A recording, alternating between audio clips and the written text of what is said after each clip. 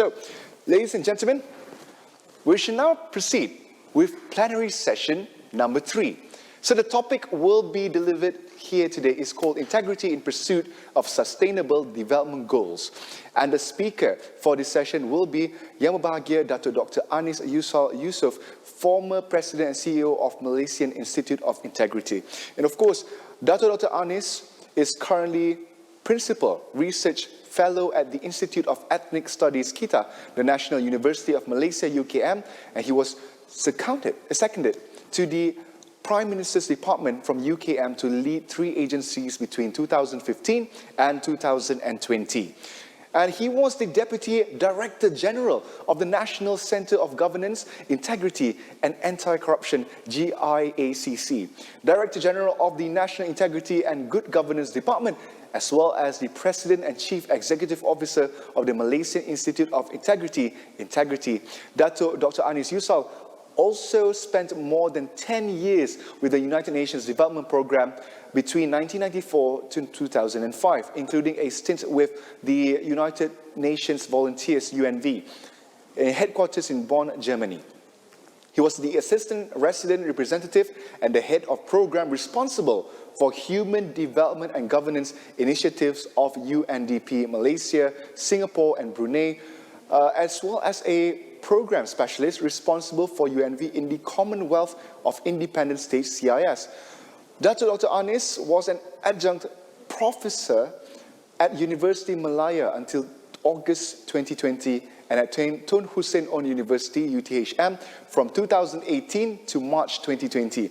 He was served as National Chairman of Political Financing 2 Act Drafting Committee. He was also active speaking and writing for issues related to people and development, and his research and writings have been published as books, chapters in books, and as articles in a number of journals and newspapers. He is also regularly invited by the national media as an analyst of Malaysian social politics to discuss areas related to integrity, anti-corruption, money, politics, and ethnic relationships. So, ladies and gentlemen, without further ado, I would like to invite Yang Berbahagia, Dr. Anis, to deliver his conversation. Thank you so much for that kind introduction. If ever I go into politics, I know who to be my campaign manager. Thank you. This is very odd, after the afternoon session, speaking after lunch is always a bad thing to do, especially on topics so dry like integrity. I know I will put people to sleep, but I'll try my best to keep you all awake. I've been given this title, Integrity in Pursuit of Sustainable Development Goals, but I have my own title, which I put it down there. You can see on the slides. It's Sustainability. It's not sustainable without integrity. Integrity is so important, so paramount in whatever that we do. The organizer, of course, this whole forum is about sustainable development through shared prosperity. One of the objectives the organizer put is to analyze trends across the globe and nations to create effective programs to achieve SDGs. And the goal is to enable cross-country, cross-organization collaboration towards achieving SDGs.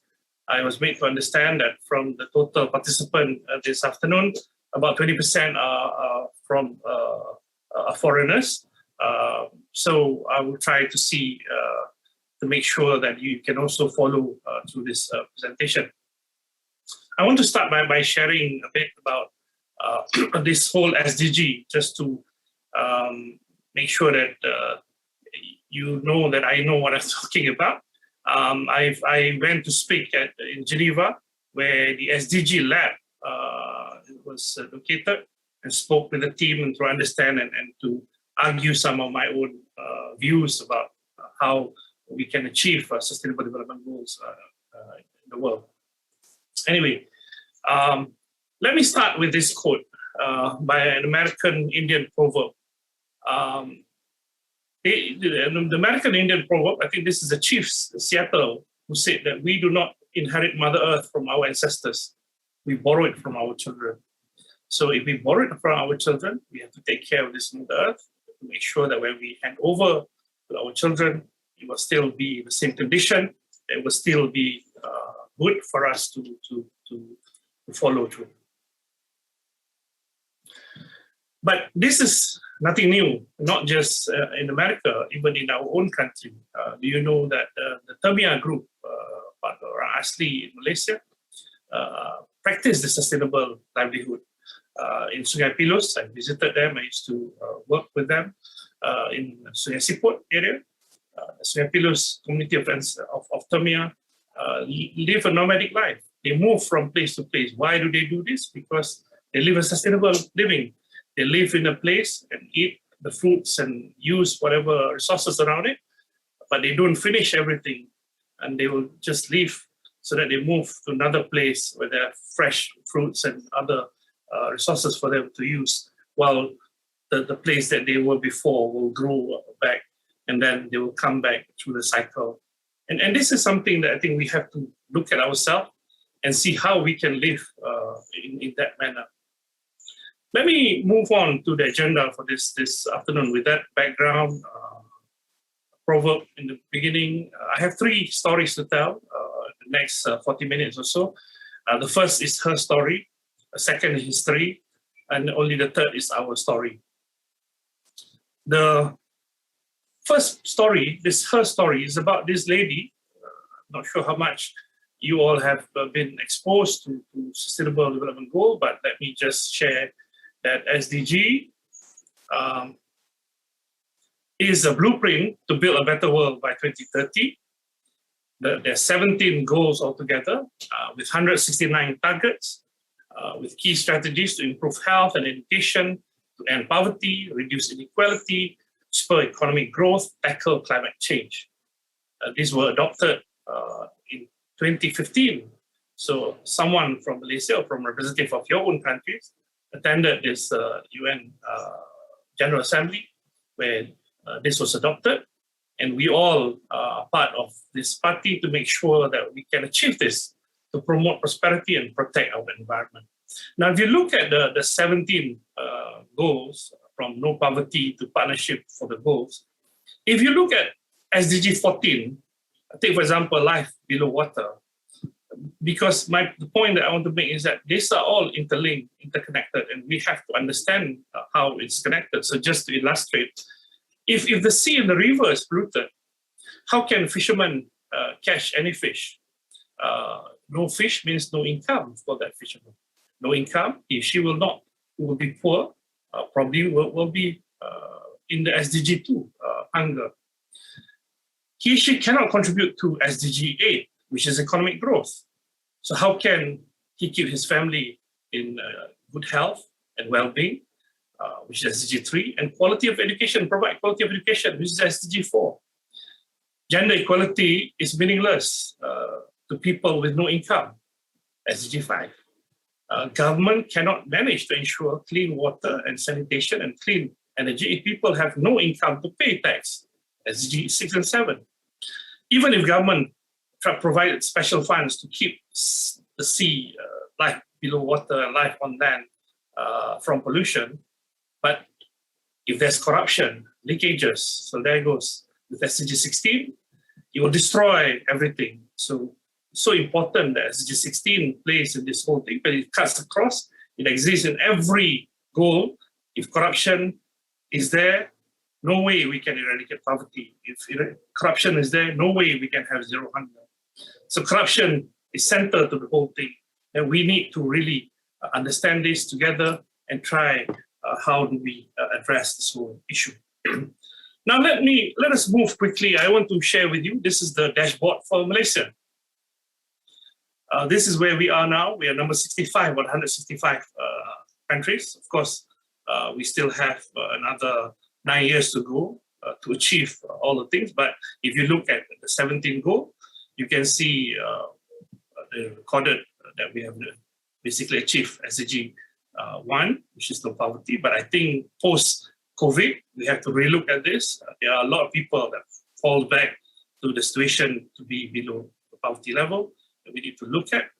But you can see 7, 8, 9 seems to be that we are making, we are on track in terms of achieving it. 3, 5, 6, 11, and 16, we are moderately improving. But there are so many others that we are stagnating. And of course, 15, we are decreasing. So we have to understand the interconnected between all this and how we have to take care of this Mother Earth that we promised earlier. I want to zoom straight to SDG 16, because this is the one that talks about governance, talks about peace, justice, strong institutions. So governance matters. Bad governance leads to failed institutions. No sustainable development without tackling corruption. That's what Transparency International stated. Without meaningful action to reduce corruption, progress towards SDG 2030 is extremely limited. Of course, you can see all the comments there. But SDG 16 comes with 12 targets. And I think it's important that we scrutinize and understand the 12 targets. As much as we want to promote peaceful and inclusive societies for sustainable development, it provides access to justice for all and to build effective, accountable, and inclusive institutions. The 12 targets are so important that we need to look at and address it together. Now, let us move to the other part of my story, having that as a background. Now, the history part, I've been writing quite a number of one of it is about understanding, whether we have something wrong with our way of life. I wrote it as everything wrong with our way of life, but the editor says something's wrong. But what's important is that Malaysia seems to have made a virtue out of the pursuit of material self-interest. We just move too fast that we neglect to see the value in a lot of things. I mean, the example I always use whenever I talk about this, if you take a mineral bottle, water, and you ask people, you know how much it costs? Of course, everybody will know the price of the mineral bottle. But the moment you ask whether they know the value of that mineral bottle, then you will see that people, just don't see the value. They will only value the water in that mineral bottle when there is no water at home. So I think we need to really look at how we view things, that we have to learn to value things more than just looking from the outside. I wrote about understanding root of corruption. I wrote about the need to elevate integrity, and we have to start them young. It's too late to start talk about integrity at this stage. We need to make sure people realize and live with integrity. I wrote this is in Malay about recently, understanding the goal of SDGs and how every country will have to address it differently, given the background. There's a few books that I wrote about combating corruption. So after writing all this, I came across this book by Kautilya. And Kautilya wrote this book 2,400 years ago.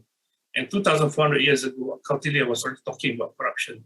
The point I'm making here is that as much as we have done a lot of things, but corruption has been around for a long time. And if you look at the global map, this is a corruption perception index based on the score from 0 to 100, 100 being the best. So countries that score 90 to 100, they are in light yellow. And those countries below 30, below 40 in orange and in red, and the darker you get, the worse. So you can see that 2/3 of the world are in red. So this is no easy task. We have to really work very hard together to fight this cause, and we have to see where are the root of this evil problem in order for us to address it together. I want to move from there to talk about cause of corruption. Because sometimes when people have been talking about corruption, they understand about the big picture of corruption, but they fail to see what is actually the impact of the cause of corruption. And I will try to illustrate this by sharing some news where it will show the volume. In this case, this was in April 3rd, 2011. My old friend, Datuk Mustafa Ali, who was at that time the Deputy Chief Commissioner of MNCC, he and his team raided the Customs Department They arrested a few senior officials. And he estimated at that time the country loses 108 billion income every year from one department because of corruption. So of course people will ask, how can we lose 108 billion from what the customs is supposed to collect? Let me share this example. If someone buys a Ferrari for 2 million imported, but he has to pay the local taxes, the excise duties, the sales tax, plus the 30% import duty. So the cost would be about 4.9 million. But that person can bribe someone and get away with paying this additional taxes. This is one car.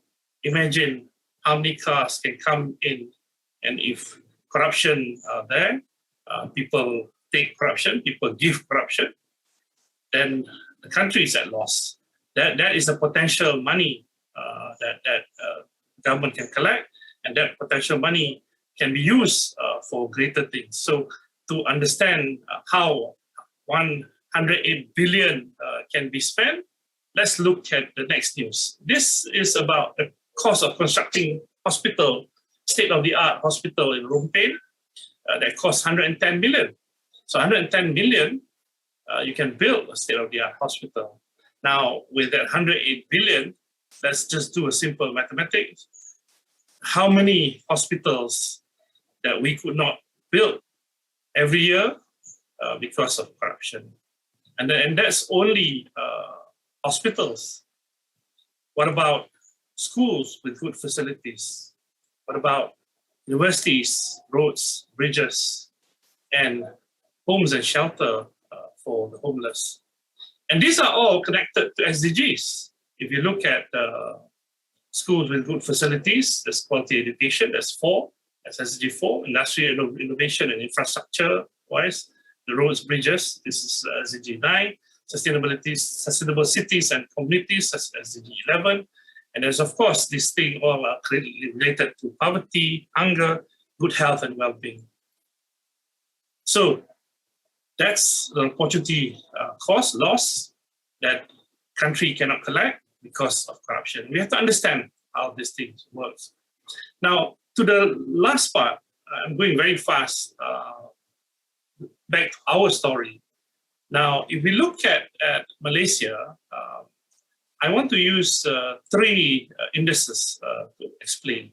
The first is the Human Development Index. This is a UNDP index. I used to work at UNDP, and the way UNDP measures, they look at 3 things. They look at your life expectancy, basically looking at health, or how healthy you are. They look at education, and using indicators like how many years you are in school. And of course, from income, in terms of gross national income per capita. So Malaysia, based on Human Development Index 2020, we are number 62 out of 189 countries, with life expectancy 76.2, expected years of schooling 13.7, and the gross national income for us is about $27,000, about $28,000. The other index that I want us to look at is the Global Peace Index. This was developed by the Institute of Economic and Peace, based in Sydney, Australia. I visited them. And they compare 163 countries over the years, and we are number 20 out of 163. So not bad. In terms of peace, we are a very peaceful nation. But the third index is the one that we are concerned about, although the Corruption Perception Index 2020, we scored 51, it's crossed the 50, but for a very long time, we were below 50, we were at 47, 48. Only in 2019, we went up to 53, but we've gone down since then. So this is how people perceive Malaysia. And of course, for the foreign participant, you can look at the same indexes and look at where your country stands. It's important to see, because investors will not come and invest in countries where there's corruption, where there's no peace, where there's no development. So looking at this now, Of course, again, these are all part of SDGs in terms of how we customize and scrutinize them accordingly. Now, let us move to this two. Sorry, people are sending questions. Take that later. Right. I want to take us two scenarios.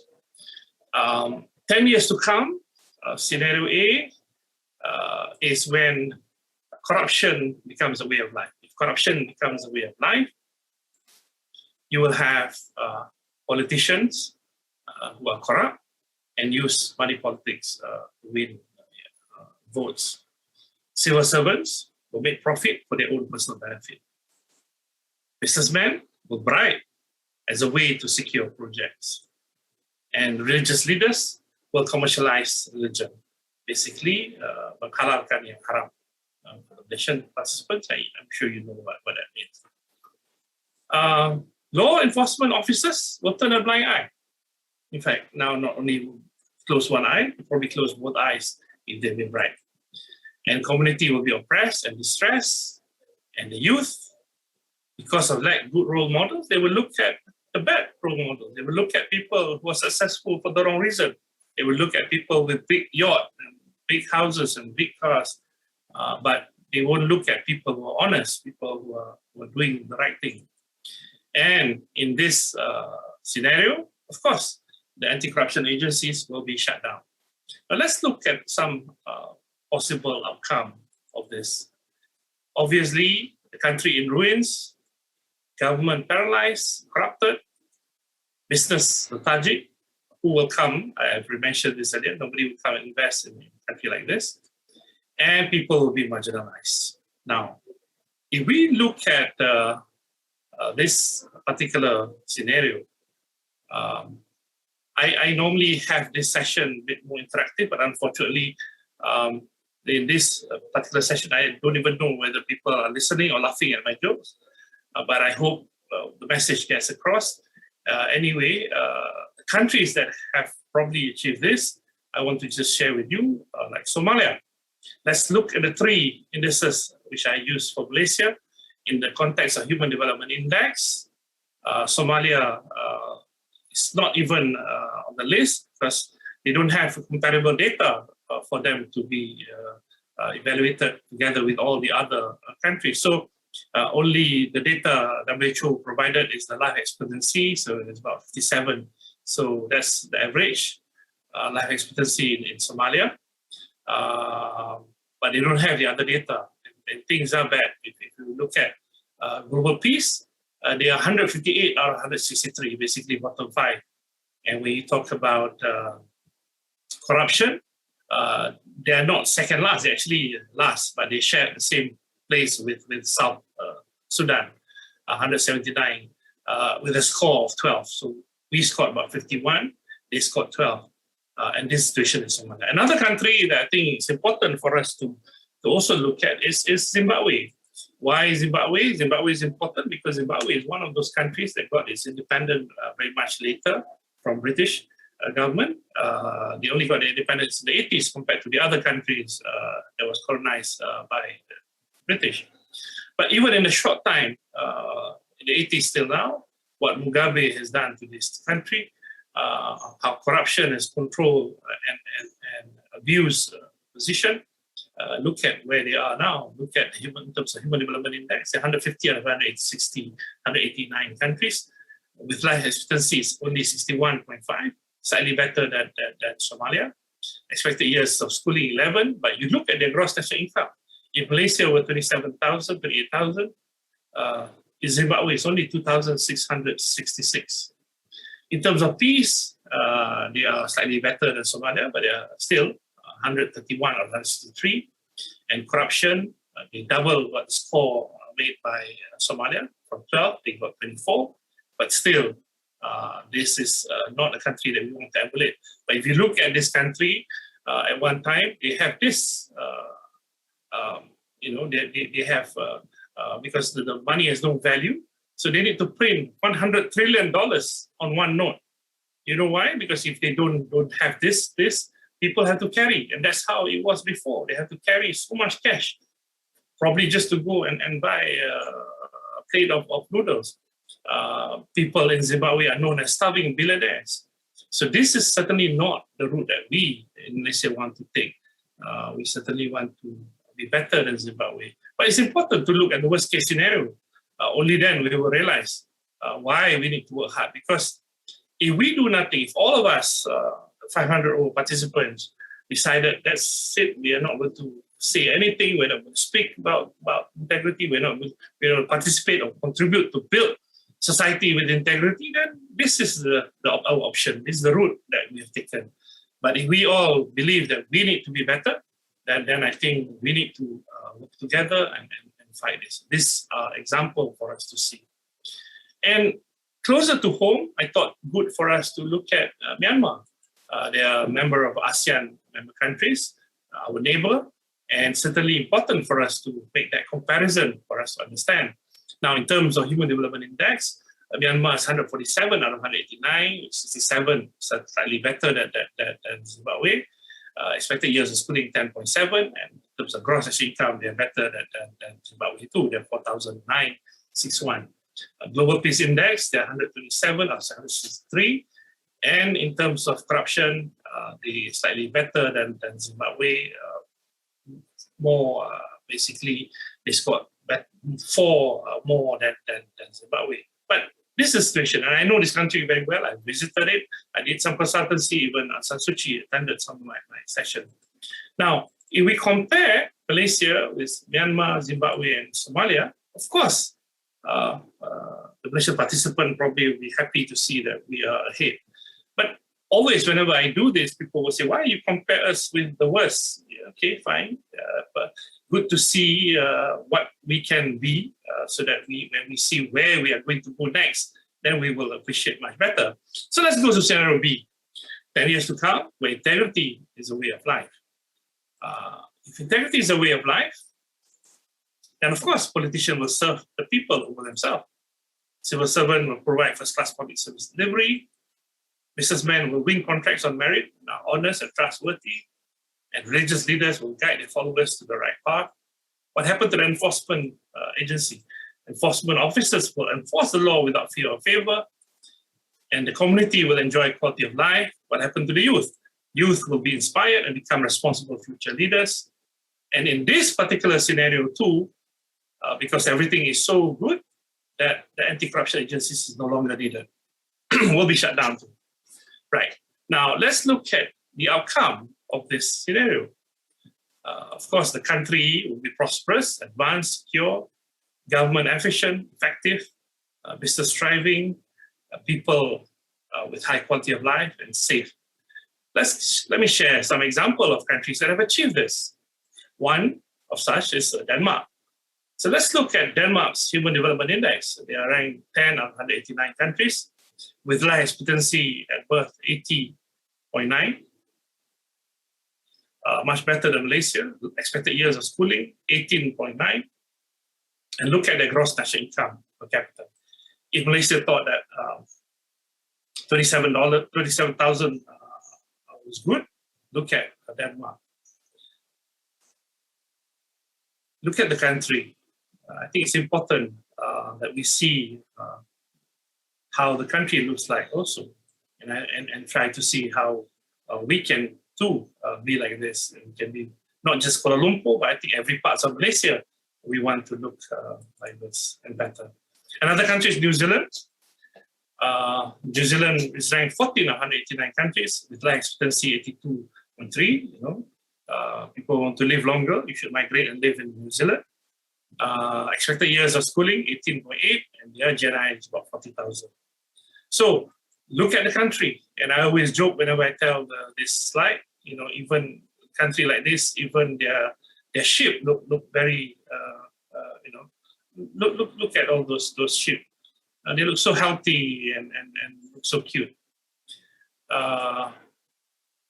This is something that we need to see and ask ourselves whether we want to go this route, move up for Malaysia to become like New Zealand and Denmark, or we want to go the other direction, following Somalia and Zimbabwe. This is important. Now, every time I even make this comparison, people will complain and say, why do we compare? And some people will use the religious when comparing this and say, this is all kafirs. Yes, they may not be a Muslim country, but do you know that New Zealand, in the Sharia compliance index, they are also number one. They are more compliant to the Sharia index compared to some Muslim countries. So I think let's not talk about nothing wrong with religion. It's the followers, and I think the whole culture change that we want to achieve in making sure that integrity becomes key in pursuit of sustainable development goals. To achieve all that is that how do we put that integrity in everybody's heart? If we now take the SDG and make the comparison, you look at where New Zealand is in terms of SDG. Denmark is number 3 out of 65 countries, and we are 65. And you can see how they fare in terms. So not only that they are well in terms of managing human development, in terms of managing peace and managing corruption, but overall, in terms of achieving SDGs, they are doing far better than us. And this is important for us to make a comparison. So I just purpose took top 10 of every of these 3 indexes, and then compare where we are. So in terms of human development, we're 61. In terms of peace, we are number 20. In terms of CPI corruption, we're 51. And if you look at the top 10, you can see for corruption, Denmark is number 1 and New Zealand is number 2. Global Peace Index, you can see New Zealand is number 2, Denmark is somewhere number 5. But of course, you can see Singapore, our neighbor, is number 9 in Human Development Index. Singapore also number 7 in Global Peace Index, and Singapore is number 4 in Corruption Perception Index. For obviously, a lot of people will then say, well, Singapore is just a small city-state. But whatever you say about it, they are there. And if we can take a small state in Malaysia and use the same indicators and measure if Selangor is the richest state in Malaysia, can we take Selangor and compare with Singapore and to see whether Selangor has achieved where Singapore is? And that these are some important exercise for us to do and for us to move forward. I want to bring us back to that shared earlier about Corruption Perception Index, and to conclude that for those countries where corruption is, you can see these red areas.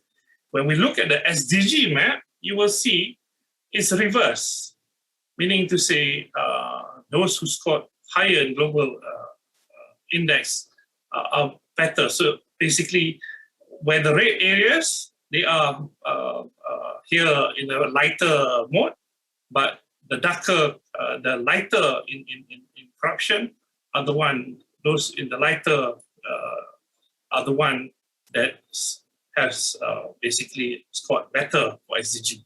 So clearly here is that corruption is the one that is holding us back with the development, achieving SDG.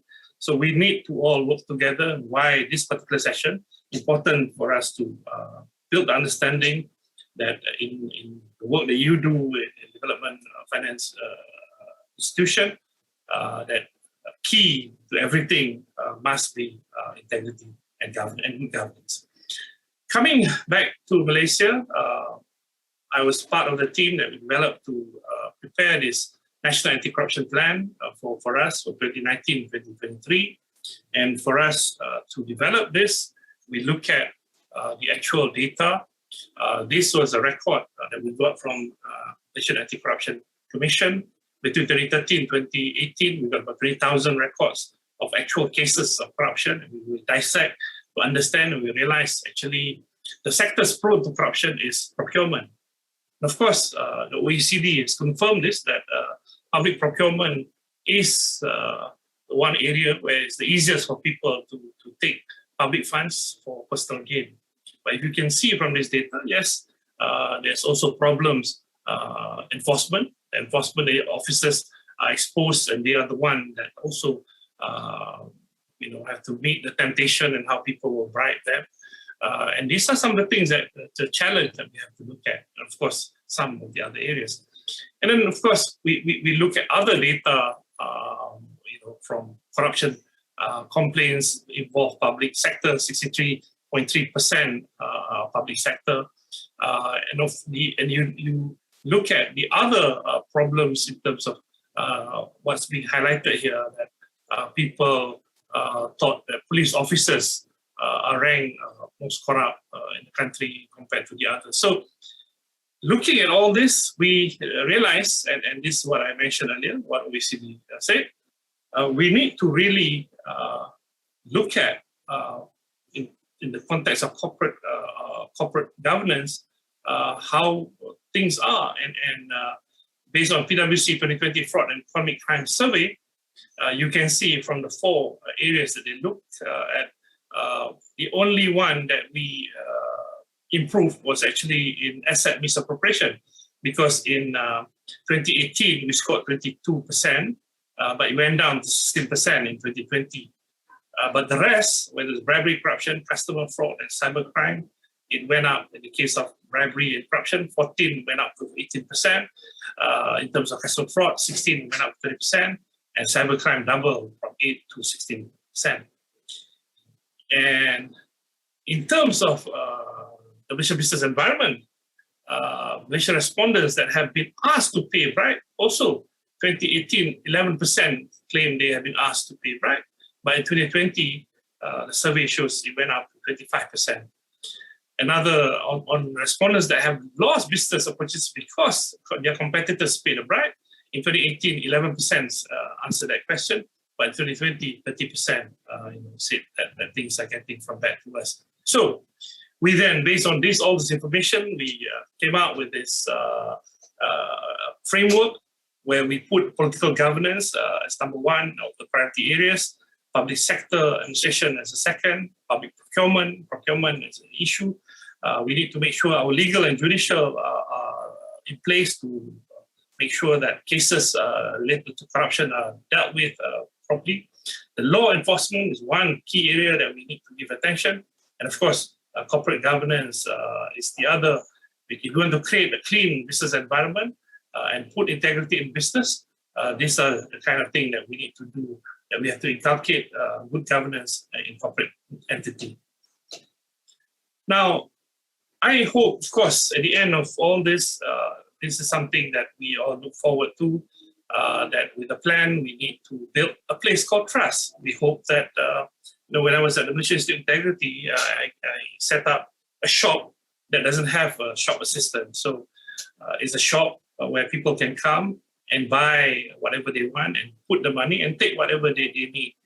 Similarly, this is the aspiration that I was hoping that ultimately one day we can build a place called trust, that Malaysians will respect other people's property, will not take what's not theirs, will only take what they need and pay for whatever we have taken. It's important that we are able to hand over this Mother Earth that we borrowed from our children in a way that we receive it. If we can enjoy the river, jumping the river, we must make sure that by the time we hand over, the river is still clean for our children, for their children to also jump in the river. And the river is not dead or polluted, where they will be probably upset with us. Let me end my slide with this. When the baby is still in mother's womb, God created the heart first. It's the heart that was put in. You can hear the heartbeat. The brain is put much later. But unfortunately, I think this is a universal problem anywhere in the world. The moment the baby is out, the parents are busy trying to make sure that the children are fed with knowledge, they go to school, tuition. By the time they get to universities, they become big-headed people. But nobody touches the heart. So the heart becomes small and small and small. And when they graduate from university, they become heartless people.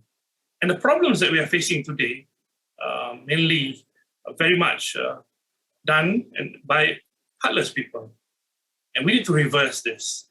I think all the things that we talk, whether to achieve sustainable development goals or to achieve anything, any goals in improving society, we got to balance this. Well, we need to have our children to be intelligent, be smart out there, but they have to also be good here.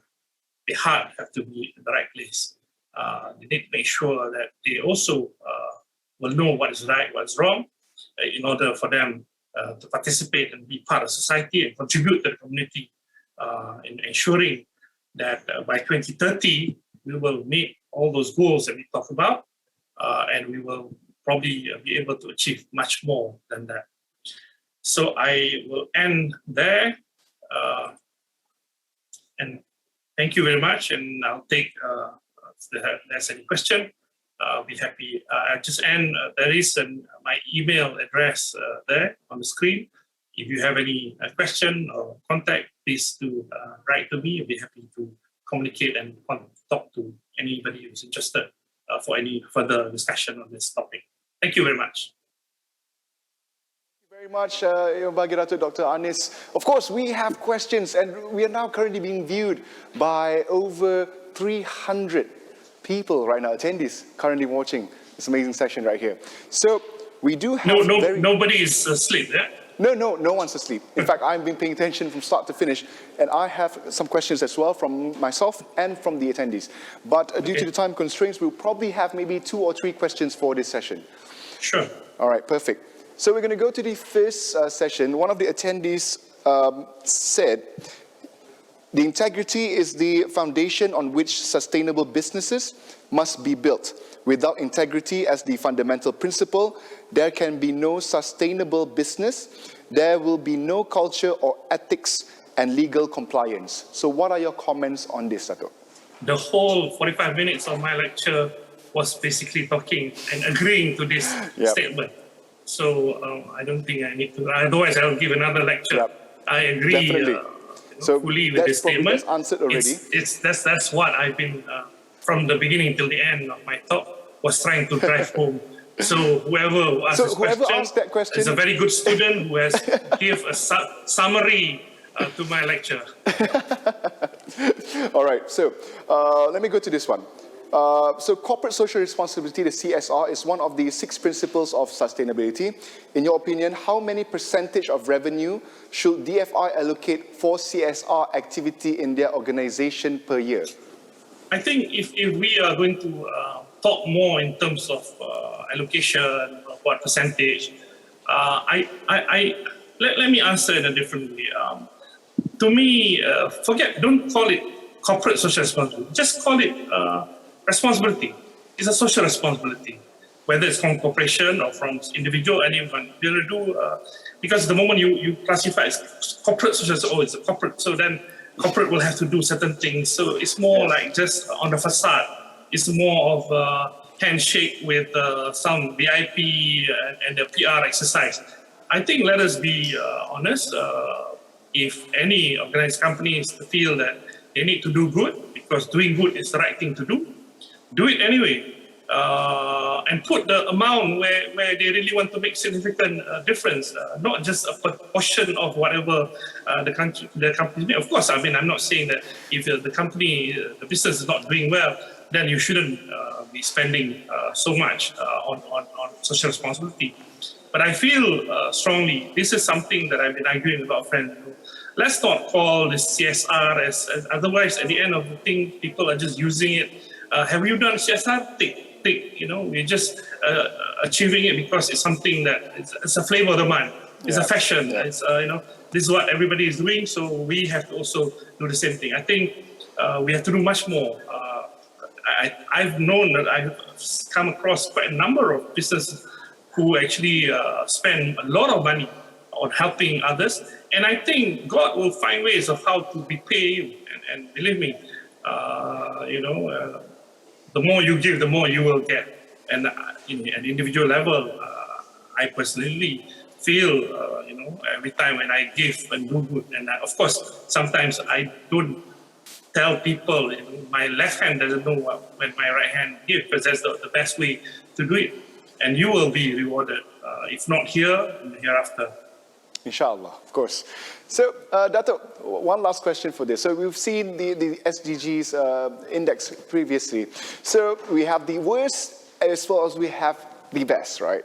So in order for Malaysia to actually improve, can you give a short summary of how this would be possible for Malaysia to actually climb the ranks to go? I think to begin with, all Malaysians, of course, not at the degree that everybody must be an expert who memorized all the 17, but I think generally awareness by all Malaysians is important. We need to make sure that everybody is on the same page about where we are going. It's like, if this is a vision for the nation, obviously everybody has to be prepared. Like, okay, we're going to take a ride to the moon. So you need to know that when we are going, how we are going, when you guys have to be ready, pack your things and all that. So similarly, with achieving this, especially when I explained in the beginning, it's all interconnected. So you cannot look at it or report, my department, we are good at SDG 4, so we have achieved that. No, because SDG 4 has a link and other SDGs can pull you down. So I think awareness is important. Coordination, coordinate. I think all the government agencies have to coordinate. I've been part of the government machinery, and I know sometimes certain things, whenever we call for a meeting, people will tell me, thank you for calling, because we have never sat down together. I think we have to move forward. We cannot be working in isolation, or people, trying to guard their turf. It's time that we have to change, that we have to realize that we have to depend on other people. So it's not just we and ourselves, but it's about us together. This is not just about Malaysia too. This is about the whole planet. Yeah. So take, for example, the example I gave earlier about if the river and the sea is polluted. Imagine not just Malaysia. If we are dependent on import, a lot of foods come from other countries. If the sea is polluted, not only that our fishermen cannot catch fish, our neighbor, Thai and Indonesia, they also cannot catch fish. And of course, that will contribute. If we depend on fishes from abroad, that's not going to come also. So, and mind you that Earth has no border. The border is only created by human beings. So the sea doesn't have a place where there is a passport counter that the water from one sea to cross the other sea. So the fish move all around the place. So therefore, we have to take care of this whole world. And that's part of our responsibility, and we have to coordinate, we have to talk to each other, and we have to work together, make everybody understand.